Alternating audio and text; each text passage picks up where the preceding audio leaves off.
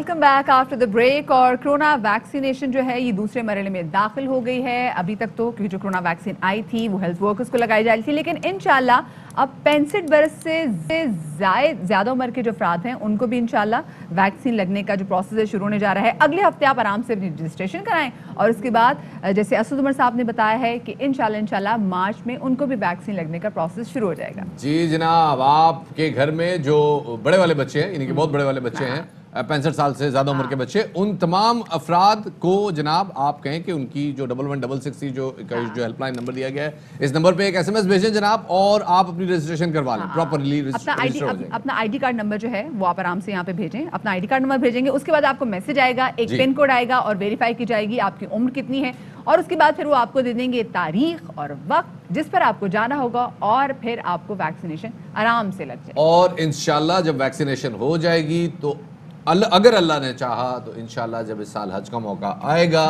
तो बहुत सारे अफराद जो कि पिछले साल अपनी आरज़ू हज पूरी नहीं कर सके थे वो अपनी आरज़ू हज पूरी कर लेंगे। जो लोग बाहर अपने बच्चों से रिश्तेदारों से जाके मिल नहीं सके थे वो मिल भी लेंगे। ये तमाम बातें हो जाएंगी इंशाल्लाह। साथ में हम कितने सुकून में आ जाएंगे कि भाई हमारे अम्मा अब्बा जो हैं मतलब उनको वैक्सीन लग गई है, इनसे सिक्योर ना हो। इंशाल्लाह जनाब। डॉक्टर फैसल सुल्तान साहब हमारे साथ मौजूद हैं। सर बहुत अच्छी एक खबर आई है और हम उम्मीद करते हैं कि सर इंशाल्लाह वो जो हालात कुछ हफ्ते पहले तक हम परेशान हो रहे थे कि जनाब वैक्सीन आ नहीं थी पाकिस्तान में, बाकी खित्ते में आ गई, लेकिन अब लग रहा है कि पाकिस्तान वैक्सीन के मामले में खुद कफील होने जा रहा है। इंशाल्लाह जी वैक्सीन इनफ तादाद में आ जाएगी कि हमें कोई परेशानी नहीं होनी चाहिए, कि हमारी एक जो मरहलेवार कैंपेन है वो स्मूथली चलती रहे। सारे मुल्क को वैक्सीन लगाने में तो जाहिर है कई महीने लग सकते हैं, साल भी लग सकता है तकरीबन, लेकिन ये प्रोसेस शुरू हो जाएगा। और जैसे आपने कहा कि जो सबसे हाई रिस्क ग्रुप्स हैं उधर से हम शुरू करेंगे।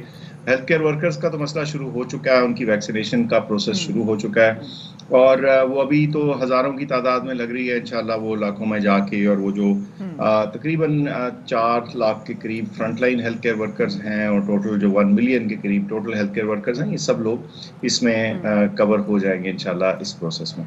लेकिन साथ हमें दूसरी एक तशवीश ये थी कि जो 60 से ऊपर वाले लोग हैं, 65 से ऊपर वाले लोग हैं, चूंकि ये जो मौजूदा वैक्सीन इस्तेमाल हो रही है साइनोफार्म, इसको अभी ऑथराइजेशन जो थी इसकी वो 60 से ऊपर की नहीं दी गई, तो फिर इनको भी कवर करना है। तो इसीलिए असद उमर साहब ने कल वो ट्वीट भी किया है, उन्होंने बताया कि मिड फरवरी से हम उस प्रोसेस को रजिस्ट्रेशन को खोल देंगे, स्टार्ट कर देंगे और हमें पता चल जाएगा कि कितने लोग हैं, कहाँ हैं, ताकि हम उनको एग्जैक्टली आइडेंटिफाई करके, तादाद तो हमें पता है लेकिन एग्जैक्टली आइडेंटिफाई करके कि उनको कहाँ अपॉइंटमेंट दी जाए वगैरह। सो ये मार्च में हमें पास क्या डेटा बता, आपका डेटा क्या बता रहा है? जैसे आपने बोला ना कि आपको तादाद तो पता है, लेकिन मुमर अफराद की तादाद कितनी बड़ी होगी और जो आप लोगों के पास डेटा मौजूद है, और आप लोगों ने क्या टाइम इस फ्रेम इसका रखा हुआ है कि क्या मार्च में इनकी वैक्सीनेशन का प्रोसेस मुकम्मल हो जाएगा?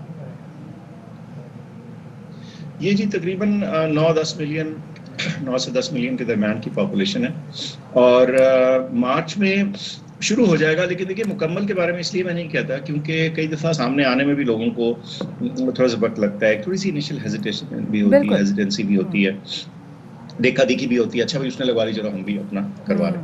तो इसीलिए ये जो हमने इस महीने के वस्त से रजिस्ट्रेशन का प्रोसेस का आगाज़ किया, इसमें एक और हिकमत और मंतक भी थी, वो ये थी कि हमें जो रिसेप्टिविटी है इस वैक्सीन की, जो इसमें सबसे पहले आगे आना चाहेंगे, कुछ उनकी तादाद और नंबर्स भी पता चल जाते हैं, तो आपको अंदाज़ा हो जाता है कि आपके सिस्टम में टोटल लोग तो पता है, लेकिन उनमें से कितने लोग जो हैं सामने जल्दी आना चाहते हैं, जो अर्ली अडॉप्टर्स जिनको बोलते हैं, तो वो कितने होंगे। और फिर साथ साथ उसके ज़रिए हम अपनी जो कैंपेन है लोगों को कन्विंस करने के लिए, जो लोग नहीं आना चाहते, ये थोड़ा सा हेजिटेंट हैं, हिचकिचाहट है, उनको कन्विंस करने के लिए जो हमने एफर्ट करनी है वो भी ज़रा आसान हो जाती है उनको उन तक पहुँचना। तो ये सारी चीज़ एक कनेक्टेड सी स्ट्रैटेजी है और आपको वाज़ेह हो जाएगी जैसे जैसे ही आगे चले इंशाल्लाह। अच्छा डॉक्टर साहब, यहाँ पे एक चीज़ हम चाहेंगे कि लोगों की मालूमात के लिए शेयर हो जाए और उस हवाले से ज़रा बात भी हो जाए। आलमी मीडिया में खबरें आ रही हैं कि एक साहब को वैक्सीनेशन हुई, एक साहिबा को वैक्सीनेशन हुई, वैक्सीनेशन के अगले दिन उनको कोविड टेस्ट पॉजिटिव आ गया।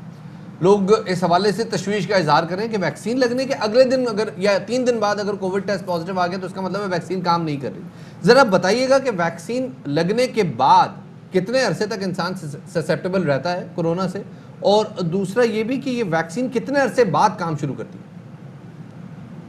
अच्छा, तमाम जो आपका जो इम्यून सिस्टम है ना, हमारी बॉडी का जो इम्यून सिस्टम है, जो हमारी कुव्वत मुदाफ़ियत है, उसको कुछ वक्त लगता है अपनी मुदाफ़ियत किसी एक खुसूसी जरासीम के खिलाफ बनाने में। ये एक दिन का मरहला नहीं होता। इसमें होता यह है कि जब आप वैक्सीन लगाते हैं, और ख़ासतौर पे अगर 2 डोजेज़ वाली वैक्सीन है, तो ये चीज़ वाज़ेह है कि उसमें 2 डोजेज़ के बाद जाकर, उसके भी कुछ हफ्ते बाद जाकर आपकी जो कुव्वत मुदाफ़ियत है वो इतनी होगी कि वो जरासीम का मुकाबला कर सके। आज मिसाल के तौर पे आज आपको अगर वैक्सीन की डोज लगी है, तो कल सुबह या परसों या 4 दिन बाद या 10 दिन बाद आपके अंदर कुव्वत मुदाफ़ियत वैक्सीन के खिलाफ अभी नहीं पैदा हुई, या है भी तो कम है। जब आपको बूस्टर डोज, दूसरी डोज लगती है, तो फिर ये और बढ़ना शुरू होती है, और फिर ये अपनी फुल, जिसे कहते हैं ना, कैपेबिलिटी में उसके भी चंद हफ्ते बाद आती है।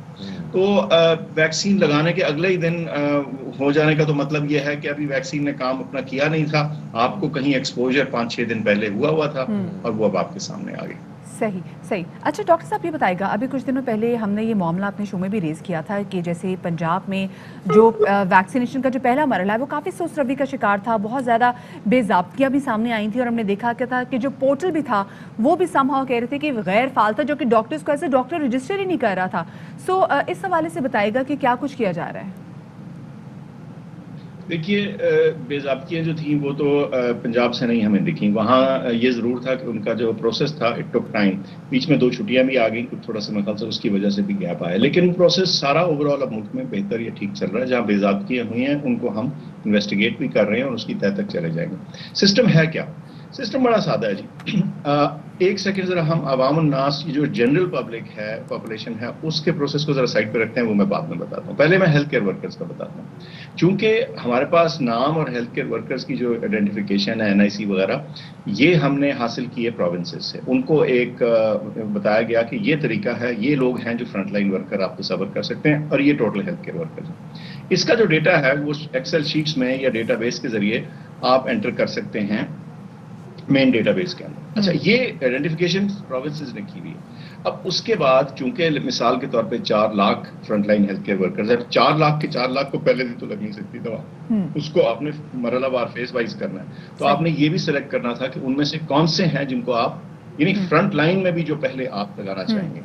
तो वो उस कई दफ़ा थोड़ी बहुत कंफ्यूजन हो जाती है कि कई दफ़ा हेल्थ केयर वर्कर खुद उसको करने की कोशिश करता है, तो वो चीज़ रुक जाती है, और क्योंकि उसका नाम उस पहले की भी पहली लिस्ट में मौजूद है। लेकिन डॉक्टर साहब, do we have any time frame जिसमें हम जो हमारे तमाम तरह हेल्थ वर्कर्स हैं उनको सबसे जल्दी वैक्सीनेट कर देंगे जल्दी से?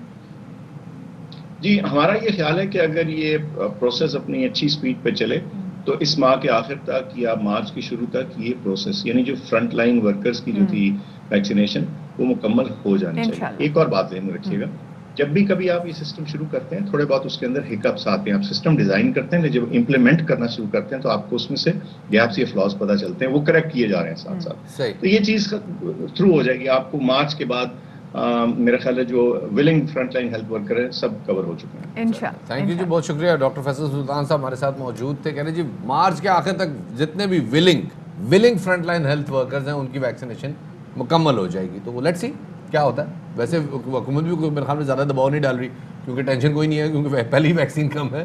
तो अगर कोई बंदा कह रहे जी मैंने नहीं लगवानी, ठीक है, उसकी मर्जी। आपको सनवीज की बात याद है? उन्होंने कहा बहुत सारे डॉक्टर्स इस वजह से नहीं लगवा रहे क्योंकि डॉक्टर यास्मीन राशिद साहिबा ने जो बयान दिया था ना, उसके बाद से डॉक्टर्स भी कुछ डर गए। ये वैसे डॉक्टर भी पढ़े लिखे ही होंगे ना, उनको पता तो होगा कि वैक्सीन कैसे काम करती है। दुनिया जहान में अब ये वैक्सीन लगाई जा रही है। लोग खुद बता रहे हैं कि जी हमें अमेरिका में भी कि हमें वैक्सीन लगी थी, हमें हल्का सा बुखार हुआ था, लेकिन हम उस दिन जिम भी चले गए, जिम से वर्कआउट करके भी आए, और अगले दिन हम एकदम हशाश बशाश थे। लोगों की दोनों डोजेज लग चुकी हैं। अब मेरे ख्याल से शफात फाइनली अच्छा टाइम हमारे लिए भी आ गया है। जी जनाब। Fly with PIA and save gold. Register now. Scan QR code and register yourself to get gold and loyalty benefits. Powered by ARY Sahulat Wallet.